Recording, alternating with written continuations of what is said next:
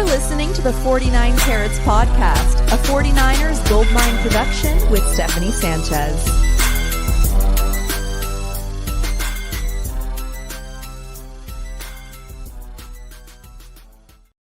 What's going on, everyone? Welcome to another edition of the 49 Carats Podcast. I'm your host, Steph. It is Thursday, January 2nd. Our New Year's is getting off to a pretty good start, I think. We'll talk about some updates from the 49ers side, but I do want to start off by talking about a bit of an update regarding the 49ers season and how Kyle Shanahan feels about this season.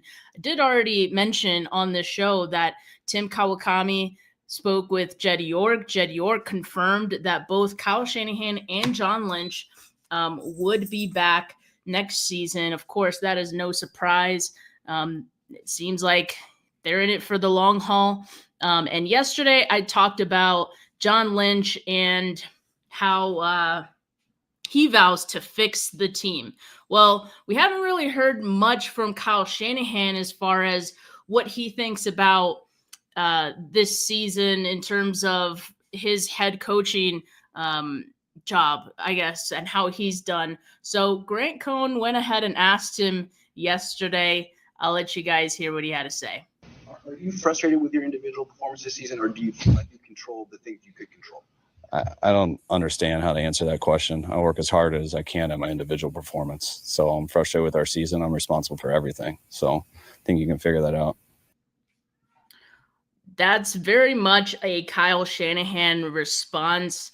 I think if it were anyone else asking the question, maybe like it wouldn't come off as roundabouty, because I feel like this was a very roundabout way of Kyle Shanahan saying like he does feel, of course, like he is part to blame. He is the head coach after all. When you're the head coach and anything goes wrong, you are to blame for a lot of issues. Now, he's not going to come out and say like, yeah, I blame myself, but this is his way of taking responsibility. And quite frankly, I'll take it. Like, this is good enough for me. I just want a coach that, you know, understands his place in what was a pretty bad season. And it's not that I didn't think he didn't think these things. Like, I'm sure in his own self-reflection, he's thought about, you know, what he has contributed or not contributed to this season being what it has been. But it's nice to hear him say it. It's nice to hear those things be acknowledged.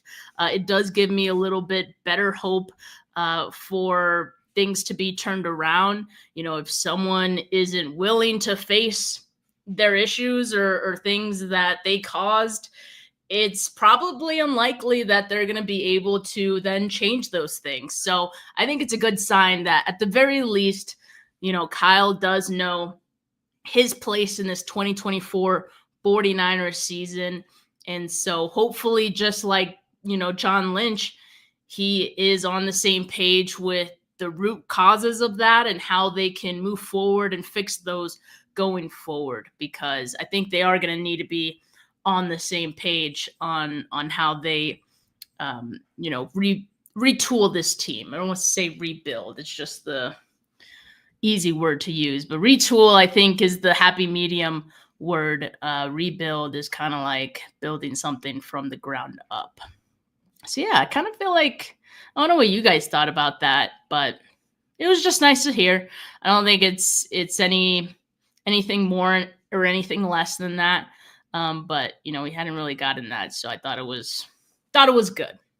All right, now on to some better, I guess, better vibes, better news. All right, one thing that, you know, caught the eye of me, caught my eye in the past day was Amon-Ra St. Brown. He had Deebo Samuel on his podcast this week. And, you know, they just played each other Monday night, and so they're kind of rehashing how the game went. One thing Amon-Ra St. Brown did was give praise to Malik Mustafa, calling him number 6. I don't even think he knew his name, but I think he's going to know his name now after this. I'm going to play the clip here, and there is a little bit of profanity, so if you have any little ones around, maybe cover their ears. Number 6 on your team? Who's Bro, that a nigga? missile. Oh my God, Nimi. Yeah. Bro, I had to, I had to insert to get him, bro. Came in I hard. mean, the scouting report was he is gonna stick his head in there, but nigga, he came so Bro, fast. he Pause. don't slow down. This nigga, pop! I fell down. I said, "Oh shit!" Oh, he knocked you down? He knocked me down. I said, "Oh, you got me." He's like, he got up. He started smiling. I was like, "Yeah." I said, "Just bring your face next time. Like, bring everything." He's like, "Okay, I got you." Next time, bro, Jameer pass blocked him. Woo! Hit him so hard, bro. Cut Jameer's whole face open right here. Oh my I God. don't know what happened, but he split. Bro, his he's whole face open. bro. And what's so crazy? I don't know how like y'all can't be, bro, but like I camp against the defense we have, bro. Every day. Did I go Yeah. full tackle? Nah, you're not going to the ground, but when you thud, you know them boys. Yeah, when you're blocking and shit, like you gotta, When you thud them boys, they fit in the run. It's just like, dang, bro, we teammates, bro. Like, Right. So you hear even Deebo Samuel talking about Malik Mustafa, and as soon as Amon-Ra said, like, you know, number 6, Deebo is kind of cracking up because it sounds like Deebo is taking a bit of a beating from Malik Mustafa as well in practice. And, you know, he mentioned there's no tackling in practice, but even just like when you hit someone chest to chest or chest to shoulder pads, there is a bit of a thud there, as he mentioned. And Amon-Ra St. Brown also talked about the fact that Jahmyr Gibbs, you remember that pass block snap that Gibbs had on Malik Mustafa? It was like 2 trains hitting each other. I think Jahmyr Gibbs did get the better of Mustafa on that one, but I did not know that that's how Jahmyr Gibbs got the cut on his cheek. If you guys remember watching that on Monday Night Football, Jahmyr Gibbs was getting like taped up on his cheek. It was bleeding. I didn't know it was from that hit that he had to lay on Malik Mustafa. So that tells you a little bit of how hard that hit was and how hard it needed to be for Jahmyr Gibbs to, block him on that pass rushing snap. So I thought that was cool. I think we got a good one in Malik Mustafa. I think to hear other players, other stars like Amon-Ra, giving him some praise on his podcast, I think that's awesome. I think it's a good vibe that we're taking with us to 2025. This 49ers draft class was a good one.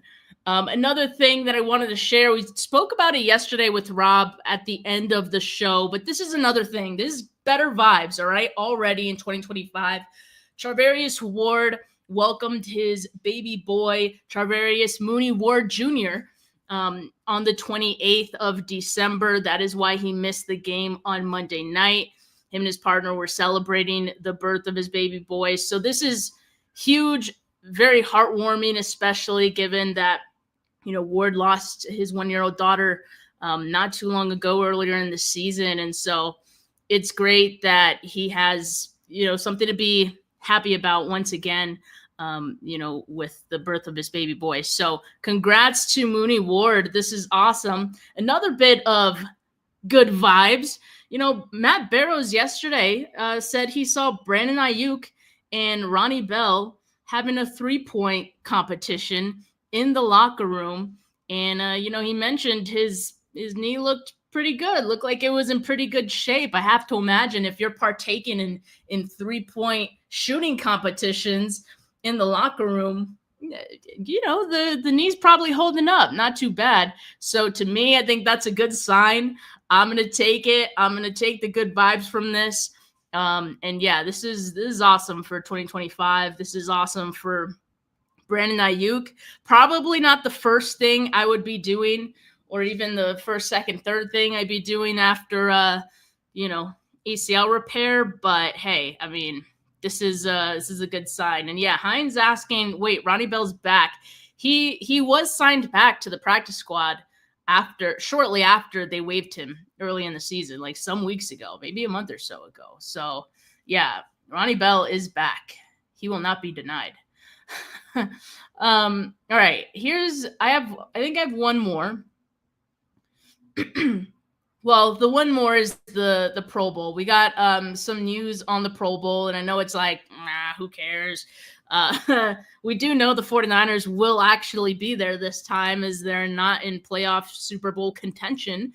But, this is good for the players. Some of these guys usually have some, contract clauses, incentives that, reward them for being Pro Bowlers. So this is good for the 4 that got selected. Remember last season, the 49ers had, I think, a league leading 9 Pro Bowlers. They're now down to 4 this season, but I feel like that's appropriate given how this season has gone, given how some guys have played. But I think these guys, Nick Bosa, Fred Warner, George Kittle, Kyle Juszczyk, I think they're deserving of it. Kyle Juszczyk is pretty much one of 2 fullbacks that, play as much as he does in the league. So he's always going to be a shoe-in for the Pro Bowl. Good for him. George Kittle has been, I think, the best and most consistent player for the 49ers this season. So, of freaking course, he's going to be a Pro Bowler. He's probably going to be a first-team All-Pro once again. Fred Warner getting the Pro Bowl nod as well. I think at this point, everyone knows Fred Warner. Everyone knows he's one of the best linebackers, if not the best linebacker in all of football. So he's always going to be a favorite for, being voted in the Pro Bowl as well. And Nick Bosa, when he has been available, he's been pretty good, including on Monday night against the Lions. We were talking about it with Weston. That was probably his best game of the season. And so this feels appropriate, these 4 guys getting the nod. But it feels like one guy is missing here, right? Someone who has also been very consistent, also pretty good for this team. Deommodore Lenor. Deommodore Lenor has been snubbed from the Pro Bowl voting, despite being better than pretty much all of his peers that got voted into it. So he is an alternate, all right? So for guys who are going to be injured or elect not to go or, end up going to the Super Bowl instead, there's going to be room for Deommodore Lenor potentially to play in the Pro Bowl. But he was voted as an alternate, as was Leonard Floyd, as was Brock Purdy, as was Trent Williams.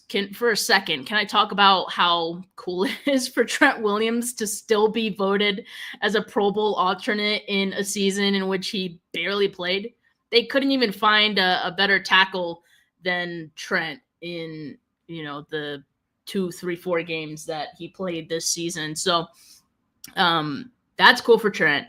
But Deommodore Lenor, not so happy about the snub. And I really don't blame him because and here are some of his tweets that he posted after finding it out. And I saw his Instagram story too. He was also posting some stuff there of his displeasure of the results of the Pro Bowl voting and how he didn't make it. This one says, it just says this wild. That's it. It's just him in the locker room, camera pointing face up, this wild. So he is in utter disbelief that he did not make it in. So here are a couple of the tweets that he posted. Are we watching film or going off names?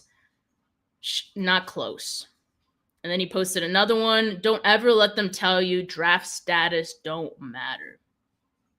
So he seems to believe that, the fact that he was drafted later in the draft, I believe he was a 5th round pick, right? He feels like that has something to do with him being snubbed.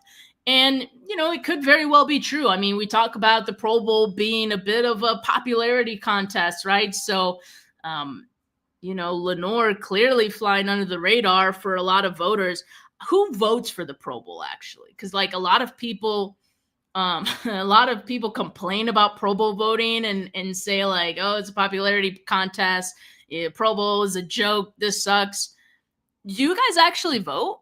If you complain about it, do you vote? Have you voted? I didn't vote. I didn't vote for Pro Bowl.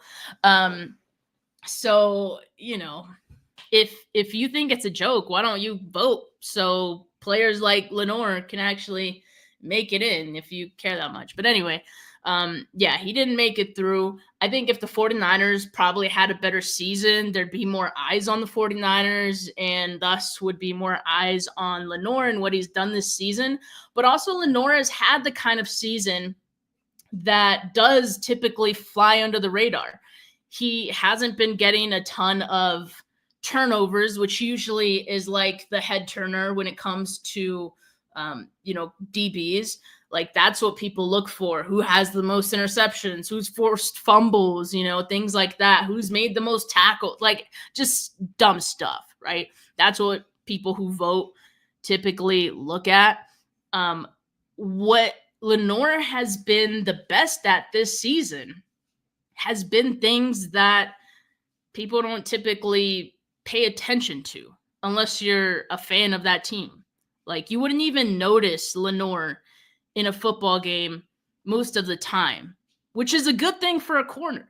That's a good thing because it means that quarterbacks aren't really targeting you. And for good reason. He still has not allowed a touchdown this year. It is week 17, people. He has not allowed a touchdown in 17 weeks. I don't think he's missed a game this season either, right?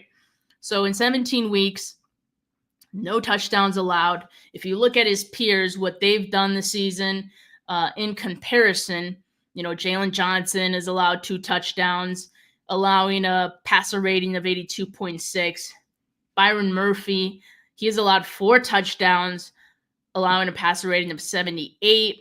J.C. Horn, former first rounder, has allowed 5 touchdowns, has allowed a passer rating of 91.4. Devin Witherspoon, another first round pick, has allowed 1 touchdown this season and 93.4 passer rating allowed in his coverage.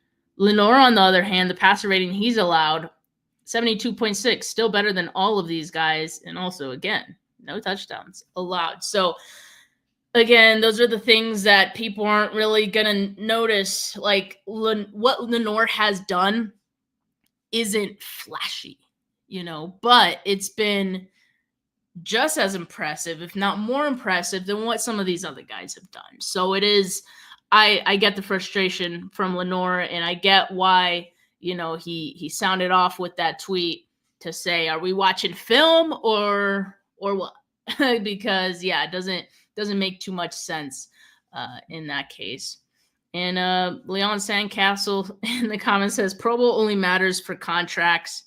But that's the thing, right? Like, that's why when fans say like, oh, Pro Bowl's stupid, like, it matters to the players. And while the voting may be stupid, it's voted on by fans. So again, that's why I'm like, if you complain about Pro Bowl voting, vote and encourage, fans to vote. Like, that is really that simple. And because of how the 49ers have done this season, I got to be honest, I didn't see that same push from even within our own fan base, to vote for these players. So maybe it's just on us. It's on us partially as to why, Lenor didn't get in. Aside from it also just being like the, people who casually pay attention to other teams, vote for their own teams, but, casually watch other teams. So that's why it's on us to vote these guys in. All right. So next season, we got to get Lenor on there. We got to go full court press to get Deommodore Lenor into the Pro Bowl because, it may not matter so much to us. It may be a meaningless game to us that a lot of us barely watch. But yes, like for a lot of these guys, it is an incentive in their contract. It does help them get a little payday, a little bonus or something. So it's important to the players, even if it's not so much important to us. Whew. Talk about like the 5th round though, like Lenor being drafted in the 5th round too.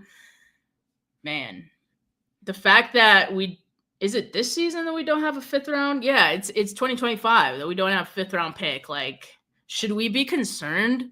Because the 5th round has been so good for the Niners. Like, I know we've talked about it so many times, but Kittle, wasn't Warner a 5th rounder too? I know he was a later pick, but yeah, they've gotten some gems in the 5th round. Lenor definitely one of those guys. But the 49ers do have a game on Sunday. It is their final game of the season. So let's go over the injury updates for today, Thursday, January 2nd. So the practice reports are rolling in, but from what the beat reporters are mentioning, these are the guys who are still not practicing as of Thursday. Brock Purdy, Nick Bosa, Deebo Samuel, Dalvador Lenor, Colton McKivitz, Spencer Burford, Demetrius Flanagan-Fowles, Robert Bale Jr., Leonard Floyd. Couple of guys practicing in limited fashion. George Kittle, Isaac Yiadom, Ricky Pearsall, Jair Brown. I feel good about the guys practicing in limited fashion. Not so much about the guys that are still not practicing. And because this is a meaningless game, like, you're barely even playing for pride at this point. I think the game against Lions was obviously also meaningless, but like, you were also kind of playing for some pride and wanting to beat them for obvious reasons. I think this week it's the final game. It's against the Cardinals. Cardinals are not going to be playing James Conner. Who knows who else they're not going to be playing. So anyone who's already dealing with an injury, even if it's minor, I think if it was like week 1, a lot of these guys would probably suit up anyway. But it's week 18, a meaningless game. So anyone who's got a hangnail, I think, would even be considered a long shot to play because, why even risk them at this point?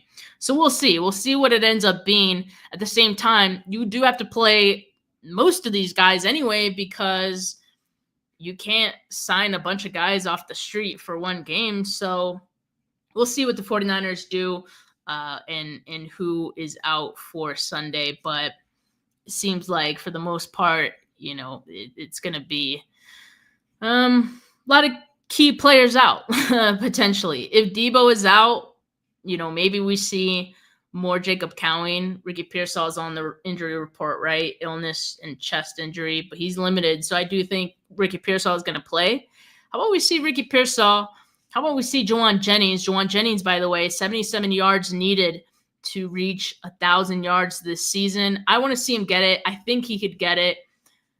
Him and Josh Dobbs, who is going to be the starting quarterback for the 49ers on Sunday, they played together in college. And you saw the report in just the few snaps that Josh Dobbs was out there on Monday night. They got a connection still. So I'd feel very good about Juwan Jennings getting 77 yards on Sunday, getting his 1,000 yards. I don't know if that's some like an incentive or something in his contract, but in any case, it would be really cool for him to reach that. So definitely would be rooting for that, especially if Deebo doesn't play on Sunday. And the other thing we can potentially root for, I already said Ricky Pearsall too, maybe more Jacob Cowing, right? Maybe this is a game we just, even if you make some mistakes, hey, Rook, just figure it out, keep going. Maybe we see manufactured touches for him as well, just like we did see for Ricky Pearsall last week. I do feel like Dobbs has an arm, so he can probably catch Cowing downfield as well.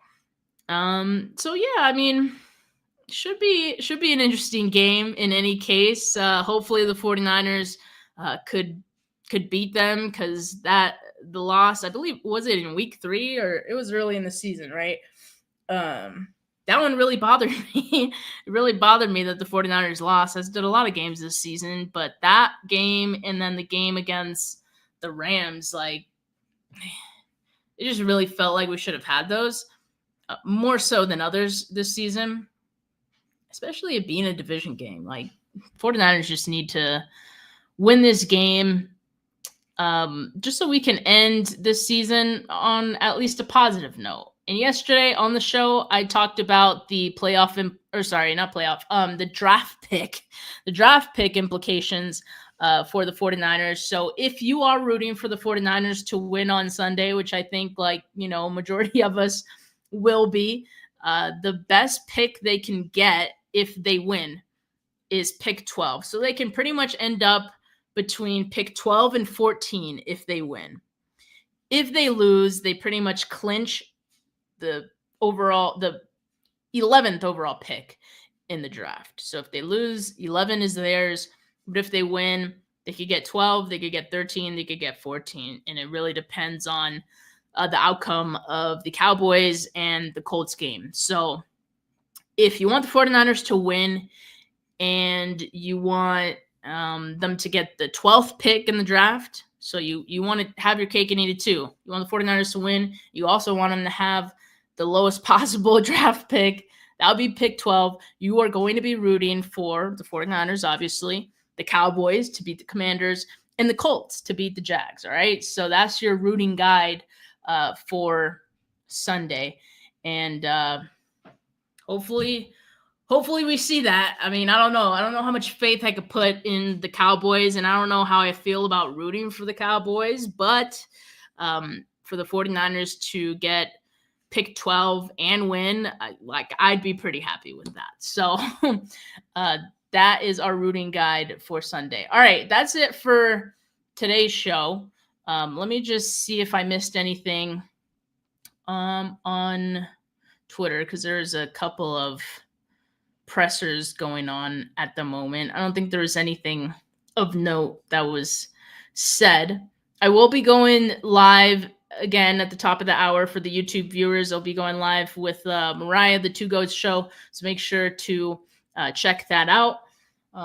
If you're on YouTube, audio listeners, make sure to leave a rating, leave a review. I really appreciate it. Helps me a ton. YouTube viewers, make sure you like this video. Make sure you subscribe to the channel if you haven't yet. Best way to find out when I go live is to hit that notification bell so you are alerted any time that I go live, especially as we get into the off season, and the content is going to be a little more sporadic and a little more random just based on news that pops up. You're definitely going to want to do that. So go ahead and do that. Appreciate you guys. Going to see you soon in a bit. But for now, peace.